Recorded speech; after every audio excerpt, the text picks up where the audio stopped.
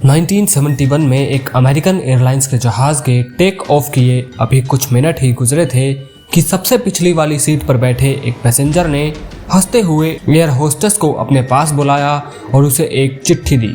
उस चिट्ठी में सिर्फ कुछ ही चीजें लिखी थी जिसने पूरे अमेरिका में हलचल मचा के रख दी। वो यात्री कौन था और आज तक FBI उसे जिंदा या मुर्दा क्यों नहीं ढूंढ पाई? ढूंढना तो बहुत दूर की बात, आज 50 सालों के बाद तक भी अमेरिका की टॉप इंटेलिजेंस एजेंसी उस आदमी के बारे में तिनके बराबर भी जानकारी नहीं जुटा पाई है। तो इस कहानी की शुरुआत 24 नवंबर 1971 पोर्टलैंड एयरपोर्ट से होती है। एक आदमी जो बिजनेसमैन लगता था, उसने पोर्टलैंड से सिएटल तक का टिकट बुक कराया और सीधे जहाज की ओर बढ़ने लगा। तब अमेरिका में डोमेस्टिक फ्लाइट्स पर किसी तरह की कोई सख्ती नहीं होती थी। ना तो पैसेंजर्स का सामान चेक किया जाता और ना ही उनका ID वेरिफिकेशन किया जाता। ये नॉर्थ वेस्ट ओरिएंट एयरलाइंस का जहाज बोइंग 727 था, जिसे सिर्फ 45 मिनटों में पोर्टलैंड से सिएटल तक पहुंचना था। सनग्लासेस लगाए और हाथ में ब्रीफकेस लिए डैन कूपर नाम का यह आदमी इस जहाज में सवार हुआ और अपनी पसंद की सीट पर जाकर बैठ गया, जो जहाज की सबसे आखिरी सीट थी। उसने अपने लिए एक ड्रिंक ऑर्डर की और साथ ही सिगरेट भी जला ली। यहाँ तक सब ठीक चल रहा था, क्योंकि 70 के दशक में फ्लाइट में स्मोकिंग करना अलाउड था। ठीक 2:58 पर यह फ्लाइट टेक ऑफ हो गई। टेक ऑफ होते ही डैन कूपर पीछे मुड़ा और अपने पास बैठी हुई एयर होस्टेस को उसने हंसते हुए एक लिफाफा थमा दिया।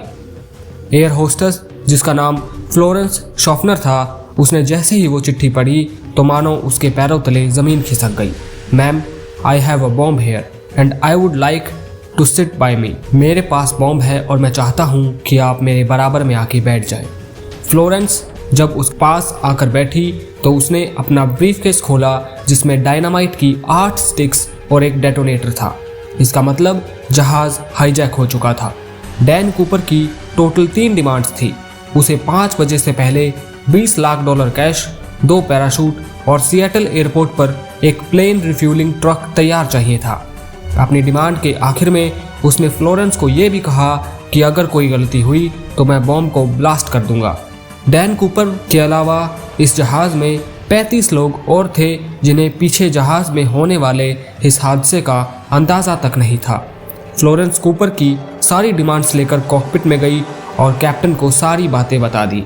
वहाँ एक दूसरी एयर होस्टेस, जिसका नाम टीना मकलोव था, वो अब इंटरकॉम लेकर डैन कूपर के पास आकर बैठ गई, जो पायलट और डैन कूपर के बीच मैसेज पहुंचाने का काम कर रही थी। याद रखिए कि ये अमेरिका में होने वाला पहला प्लेन हाईजैक था जो फिरौती के लिए किया गया था। इसलिए लोकल पुलिस और FBI ने फैसला किया कि वो हाईजैकर की सारी डिमांड्स को पूरा कर देंगे। जाहिर था अथॉरिटीज़ को मालूम था कि डैन कूपर उनसे ज़्यादा दूर भाग नहीं पाएगा। फ्लाइट, जिसे सिर्फ 45 मिनटों में ही लैंड करना था, वो अगले 1.5 घंटे तक एयरपोर्ट के आसपास चक्कर लगाती रही और बाकी 35 यात्रियों को यह बताया गया कि टेक्निकल खराबी की वजह से प्लेन की लैंडिंग में देरी हो रही है।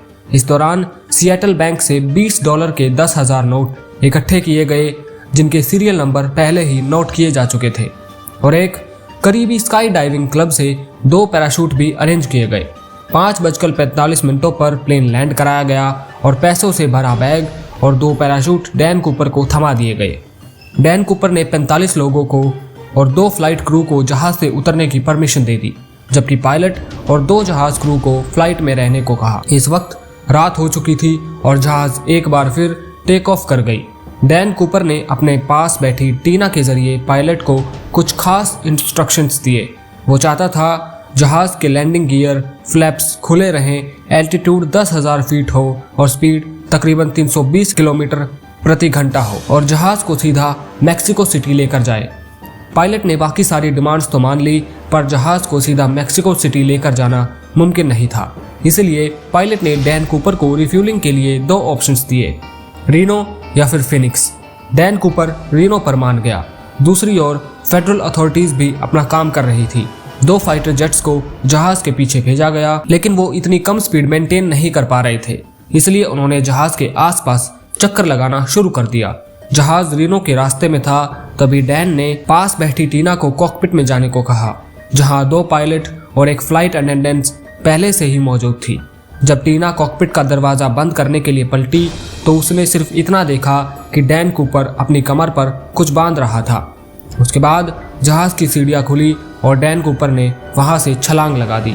इसके बाद जो हुआ उसे आज तक डिस्कस किया जा रहा है। जब 3 घंटों बाद जहाज रीनो में लैंड हुआ तो जहाज को अच्छे से चेक किया गया, पर जहाज में ना तो कोई बॉम्ब मिल सका और ना ही डैन कूपर। इस वाक्य के बाद डैन कूपर का कहीं कुछ पता नहीं चला, न जिंदा न मुर्दा। आखिर डैन कूपर कौन था और आखिर पूरे अमेरिका की आंख में धूल झोंक कर वो कहाँ गायब हो गया। ये केस FBI का वो केस है जिसे आज तक बंद नहीं किया गया। डैन कूपर को किसी ने प्लेन से जंप करते तो नहीं देखा, पर स्टेयरकेस के खुला रहने से ये बात साफ थी कि उसने सिएटल और रीनो के बीच कहीं छलांग लगाई थी। FBI ने जहाज से सबूतों को ढूंढना शुरू किया, पर उन्हें सिर्फ कूपर की टाई, 8 सिगरेट बट्स और एक पैराशूट मिला जो वो पीछे छोड़ गया था। यहाँ तक कि किसी के पास उसकी कोई फोटो तक नहीं थी। पैसेंजर्स और क्रू से पूछताछ करने के बाद डैन का स्केच बनवाया गया। इससे पहले कि उसे सिएटल और रीनो के बीच ढूंढना शुरू किया जाता, FBI को ये जानना था कि उसने एग्जैक्टली कहाँ पर जंप किया है। ये जानना मुश्किल नहीं था क्योंकि जहाज ऑटो पायलट पर था, यानी जहाज जहाँ फ्लाई कर रहा था वो रास्ता रिकॉर्डेड था। जहाज की स्पीड और एल्टीट्यूड तो पहले से ही पता थे, साथ में अब फ्लाइट रिकॉर्डर से पता लगाया गया कि जहाज का स्टेयरकेस 8:10 पर खुला था।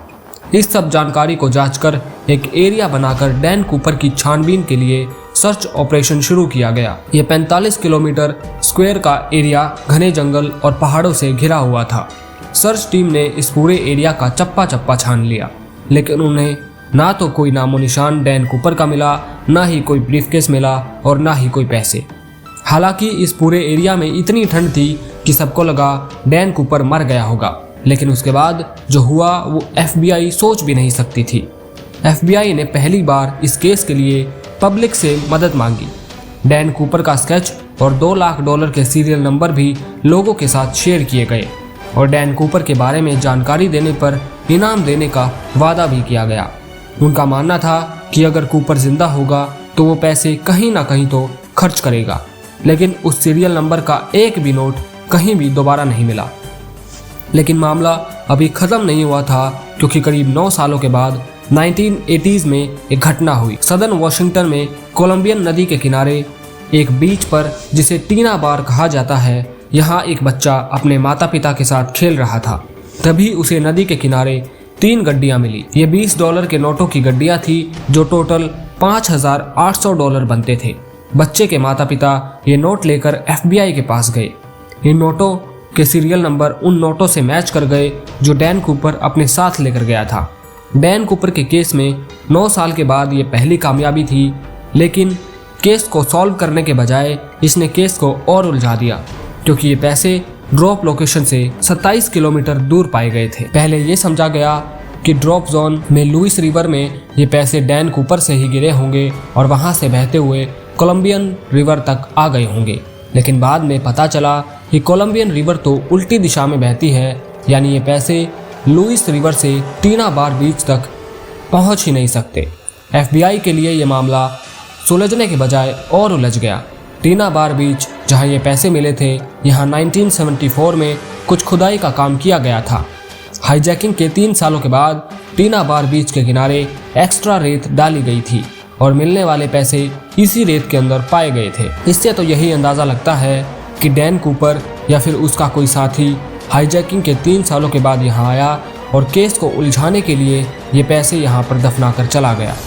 इस केस के लिए FBI ने डैन कूपर जैसे दिखने वाले लोगों से पूछताछ की, पर उन्हें कोई सुराग नहीं मिला। कई अथॉरिटीज ये भी कहती हैं कि कूपर जरूर कोई ट्रेंड मिलिट्री कमांडो था, क्योंकि जो पैराशूट कूपर अपने साथ लेकर गया था वो एक मिलिट्री पैराशूट था और उसे ऑपरेट करना उस पैराशूट से ज़्यादा मुश्किल था जो वो प्लेन में ही छोड़कर गया था।